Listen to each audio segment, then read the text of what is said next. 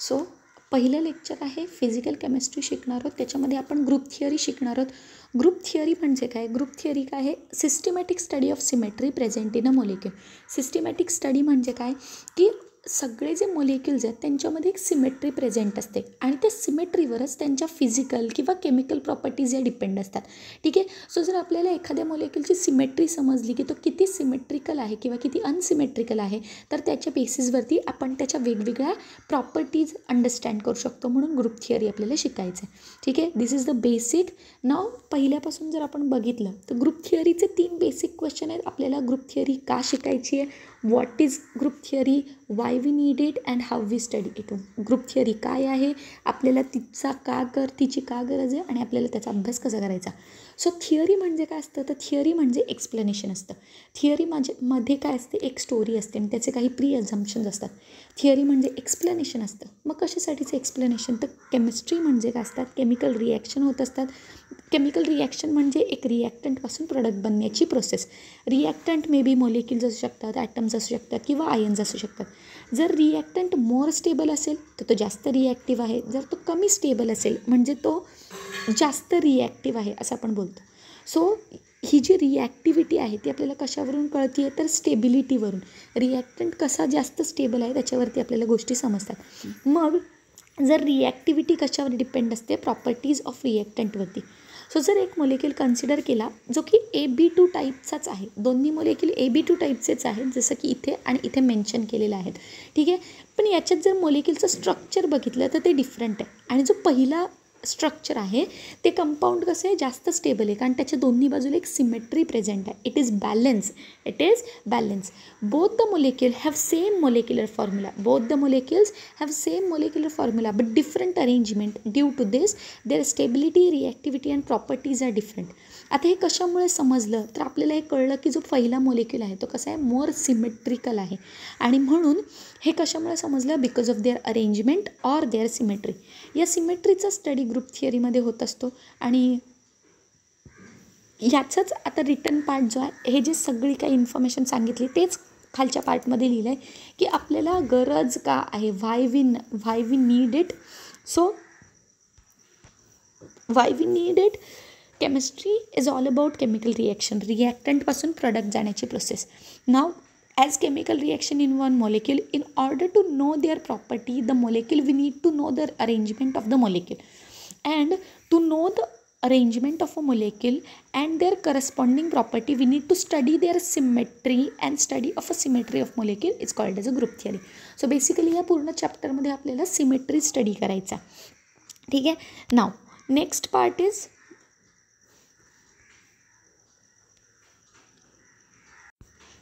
Next part is example. काय आहे, जे मगाशी आपण बघितलं एक्झाम्पल AB2 मोलिक्युलचं, की ज्याच्यामध्ये BAB किंवा BBA असे 2 टाईप पॉसिबल आहेत. या दोघांची अरेंजमेंट डिफरंट आहे. जरी त्यांचा मोलिक्युलर फॉर्म्युला सेम असेल तर त्यांची अरेंजमेंट डिफरंट आहे. आणि म्हणून compound A is more stable because it is more symmetrical because of a symmetry. ठीक आहे.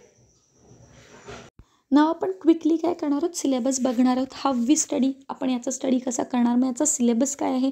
तर सेक्शन एमध्ये आपण काही मोलिक्युल्स बघणार ज्यांची सिमेट्री बघणार. त्याच्यातले काही सिमेट्री एलिमेंट्स की आपण सिमेट्री कशाच्या बेसिसवरती आपण डिसाईड करणार. सिमेट्री ऑपरेशन्स बघणार जसं की AOS म्हणजे काय, ॲक्सिस ऑफ सिमेट्री. POS म्हणजे प्लेन ऑफ सिमेट्री.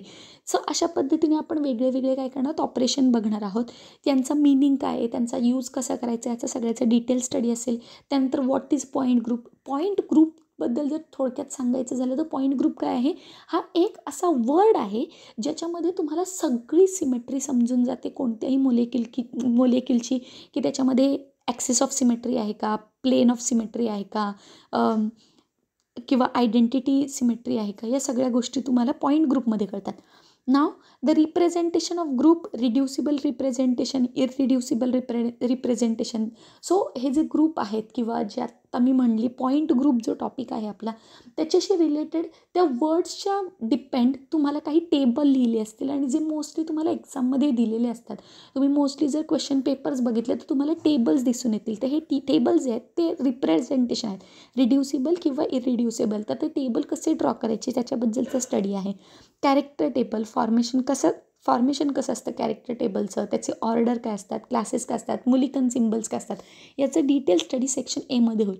आणि सेक्शन बीमध्ये vibrational model, IR Raman activity, electronic transition आणि हायब्रिडायझेशन हा थोडा डिटेल टॉपिक येऊन जातो आणि त्याच्याबद्दल आपण डिटेल स्टडी करणार आहोत. ठीक आहे.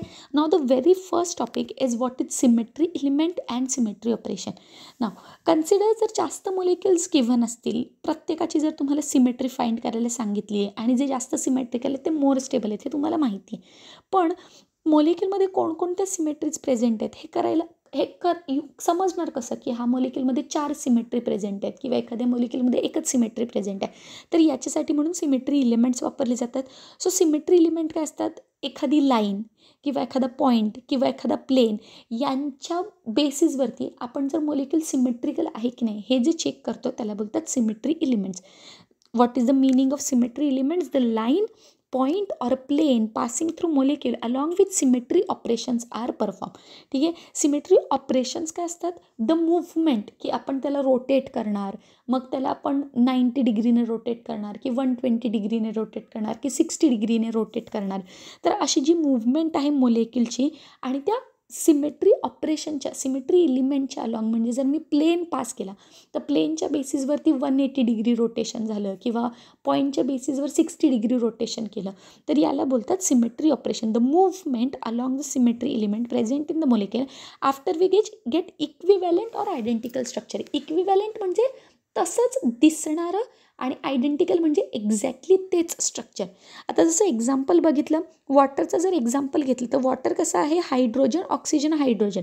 जर मी ह्याला ऑक्सिजनला पकडलं, समजूयात आपण की मी एका दोऱ्याने ऑक्सिजनला बरोबर बांधलं, ठीक आहे, आणि जर मी त्याला 180ने रोटेट केलं, 180 डिग्रीने जर त्याला रोटेट केलं तर काय होणार आहे, H2 मोलिक्यूल H1ची जागा घेणार आणि H1 मोलिक्यूल H2ची जागा घेणार, बरोबर आहे. आणि जर पुन्हा मी याला अजून एकदा 180 डिग्रीने रोटेट केलं तर मला पुन्हा जे ओरिजिनल स्ट्रक्चर आहे ते मिळणार.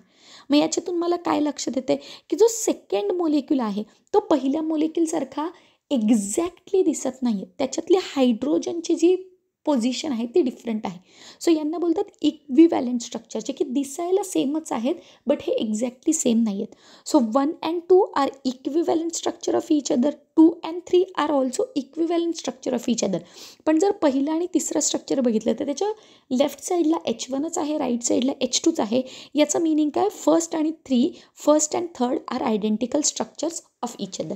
ठीक आहे.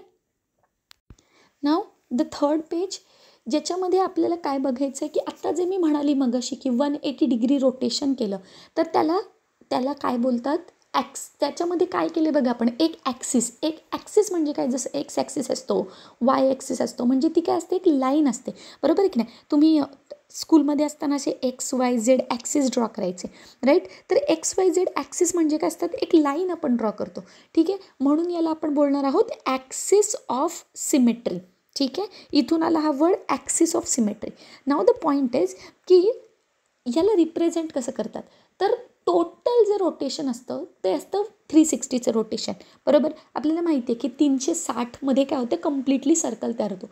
समजा मी सरळ उभी आहे आणि मी स्वतःलाच 360 अँगलने रोटेट केलं तर मी पुन्हा माझ्या ओरिजिनल पोझिशनमध्ये येणार. तर जेव्हा पण मी एखाद्या मोलिक्यूलला रोटेट करून मला इक्विव्हॅलंट किंवा आयडेंटिकल स्ट्रक्चर मिळतं तर मी त्याला किती अँगलने रोटेट करून मला आयडेंटिकल स्ट्रक्चर मिळतं आहे त्याच्यावरती ॲक्सिस ऑफ सिमेट्री डिसाईड होते. आता जसं मी वॉटरचं मोलिक्यूल घेतलं त्याच्यामध्ये मी 180 डिग्रीने रोटेट करत होते, म्हणून असं लिहिलं आहे की याच्यात C2 axis of symmetry present आहे. मग हा C2 कसं काय आला, तर हा C म्हणजे ॲक्सिस ऑफ सिमेट्रीसाठीचा सिम्बल आहे आणि N काय रिप्रेझेंट करतो, तर 360 टोटल रोटेशन आहे आणि त्यातलं मी किती रोटेशन केलं, 180 डिग्रीचं, म्हणून मी 360/θ केलं आणि त्याच्यातून मला आन्सर मिळाले 2. देअरफॉर इथे यूज काय झाला, N = 2. आता समजा एखादा मी स्क्वेअर घेतला, ठीक आहे, मी ह्या स्क्वेअरच्या एकदम सेंटरपासून जर त्याला रोटेट केलं तर हा जो मोलिक्यूल आहे तो या पोझिशनला येणार, हा मोलेक्यूल या पोझिशनला येणार, हा मोलेक्यूल या पोझिशनला येणार आणि हा ॲटम या पोझिशनला येणार. मोलेक्यूल आत्तासुद्धा इक्विवॅलेंटच असणार आहे. आणि जर इथे नोटीस केलं तर मी कितीने रोटेट केलं आहे, 90 डिग्रीने रोटेट केलं आहे. कितीने रोटेट केलं आहे, 90 डिग्रीने. मग इथे एनची व्हॅल्यू काय असणार आहे, तर CNची व्हॅल्यू किती असणार आहे, 360 डिवायडेड बाय 90ने रोटेट केलं, त्यामुळे 0 0 9 की 9 9 2 18 9 27 9 चौक 36, बरोबर ना, 4. सो इथे काय आले, C4 rotation, C4 of axis of symmetry present आहे असं मी बोलणार. ठीक आहे. सो अशा पद्धतीने ॲक्सिस ऑफ सिमेट्री डिफाईन होते. ॲक्सिस ऑफ सिमेट्री काय असते की कितीने रोटेशन झालं. ठीक आहे. नाव याच्याबद्दल आपल्याला डिटेल स्टडी नंतर करायचाच आहे, बट एक छोटासा हिंट इथे देऊन ठेवली. नाव सिमिलरली वॉटर मॉलिक्यूल कसं आहे, प्लेनर स्ट्रक्चर आहे, याच्यातून प्लेन पास होऊ शकतो. जर ओरिजिनवरून ऑक्सिजन प्लेस केला तर एक्स ॲक्सिस कट केला तर XY. Okay okay okay okay wait हा. ओके. सो आत्ता आपण काय बघितलं, एक लाईन बघितली की ऑक्सिजनमधून मी काय केली, एक लाईन ड्रॉ केली आणि त्याच्या जसं एक अम्ब्रेला असते की नाही, अम्ब्रेलाचा मधला दांडा असतो, तशी मी एक काय केली, ती ॲक्सिस इमॅजिन केली. आता प्लेनबद्दल जर शिकायचं झालं तर प्लेन कसा असतो, इकडच्या बाजूला X ॲक्सिस, इकडे Y ॲक्सिस आणि तुमच्या फ्रंट साईडला Z ॲक्सिस. ठीक आहे. सो जर असा मोलेक्यूल असेल तर जर मी वॉटर मोलेक्यूल घेतला, वॉटर मोलेक्यूलला जर मी कट केलं X आणि Z अलॉंग, कशाच्या अलॉंग कट केलं, X आणि Z. म्हणजे Xमधून मी जसं एखादी समजा हा एक केक आहे, ठीक आहे, एक स्क्वेअरचा केक आहे हा पूर्णपणे, आणि याच्यातल्या X ॲक्सिसपासून मी कट करायला स्टार्ट केलं आणि Z ॲक्सिसपर्यंत घेऊन गेले तर Y axis will be unaffected. आणि जर मी असं कट केलं तर ऑक्सिजन मोलेक्यूल, इथे असलेला ऑक्सिजन पण कट होतो आहे, इथे असलेला हायड्रोजन पण हाफने कट होतो आहे, इथे असलेला हायड्रोजन पण हाफने कट होतो आहे. याच्याचवरून आपण काय डिसाईड करू शकतो की अच्छा, एक ऑक्सिजन जर बॉलप्रमाणे आपण इमॅजिन केला तर हाफ ऑफ ऑक्सिजन मागच्या बाजूला, हाफ ऑक्सिजन पुढच्या बाजूला प्रेझेंट आहे. याच्यानं आपल्याला ही गोष्ट कळते आहे की याच्यामध्ये XZ प्लेन प्रेझेंट आहे. काय प्रेझेंट आहे, XZ प्लेन प्रेझेंट आहे.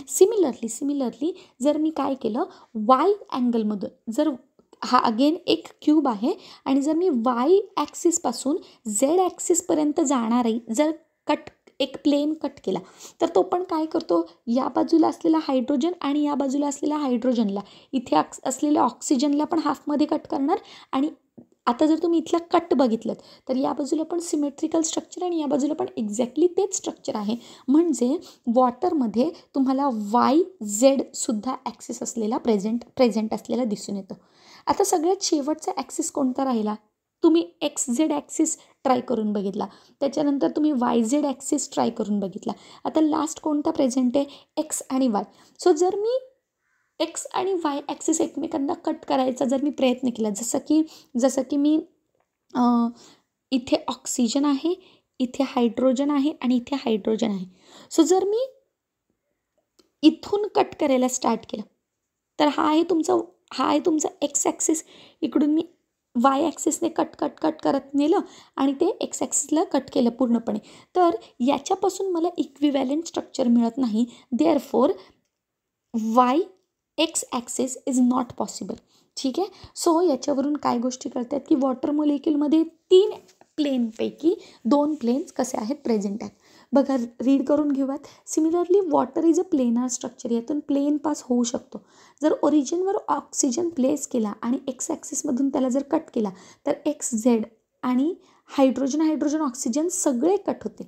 Y इज नॉट अफेक्टेड, जी आपण पहिली केस बघितली की जर मी Xपासून कट करत नेलं तर मग हायड्रोजन पण कट होतो, ऑक्सिजन पण कट होतो आणि हा हायड्रोजन पण कट होतो.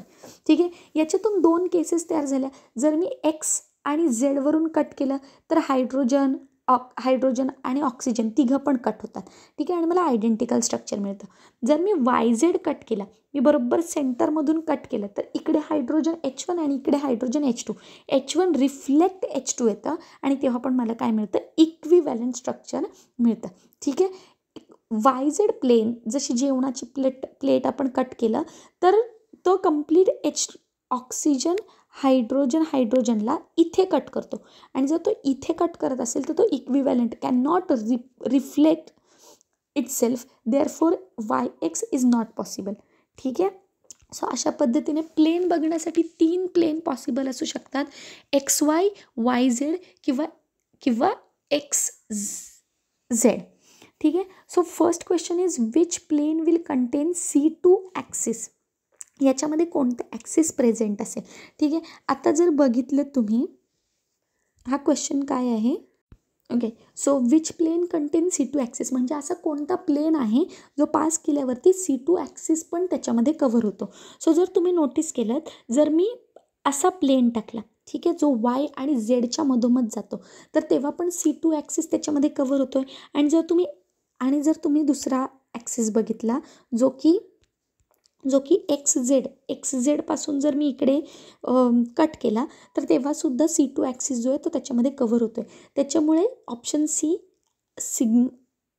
सी जो आहे प्लेनला रिप्रेझेंट कशाने केलं जातं, रोने.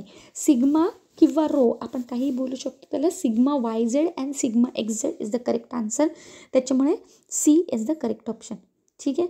नाव काय सिमेट्री एलिमेंट्स प्रेझेंट आहेत आपल्या, काय सिमेट्री एलिमेंट्स प्रेझेंट असतात, तर ॲक्सिस ऑफ सिमेट्री ज्याच्यामध्ये एक ॲक्सिस म्हणजे एक लाईन प्रेझेंट असू शकते जी की 3 असू शकतात, जी की ज्याला आपण CNने रिप्रेझेंट करतो. त्याच्यानंतर प्लेन ऑफ सिमेट्री 3 असू शकतात, एकतर XY, YZ किंवा XZ. त्याच्यानंतर सेंटर ऑफ सिमेट्री ज्याच्याबद्दल आपण डिटेलमध्ये पुढे शिकणार. इम्प्रॉपर ॲक्सिस ऑफ सिमेट्री ज्याला आपण SNने रिप्रेझेंट करणार. आणि आयडेंटिटी म्हणजे काय, जी की प्रत्येक मॉलिक्यूलमध्ये प्रेझेंट असते, बिकॉज त्याचं ॲप्लिकेशन काय, रोटेशन बाय 360. कोणत्याही मॉलिक्यूलला 360ने रोटेट केल्यावर तो त्याच्या ओरिजिनल पोझिशनला पुन्हा येतोच. त्यामुळे प्रत्येक मॉलिक्यूलमध्ये आयडेंटिटी ही प्रेझेंट असते. ठीक आहे. So this was the first lecture ज्याच्यामध्ये आपण मोस्टली सिलेबस कव्हर केला. त्याच्यानंतर काही बेसिक ऑपरेशन शिकलो, कशा पद्धतीने पुढे लेक्चर जाणार त्याच्याबद्दल स्टडी केला. आणि पुढे जाऊन बाकीचे जे सिमेट्री एलिमेंट्स आहेत त्यांचा डिटेल स्टडी होईल. ठीक आहे. थँक्यू.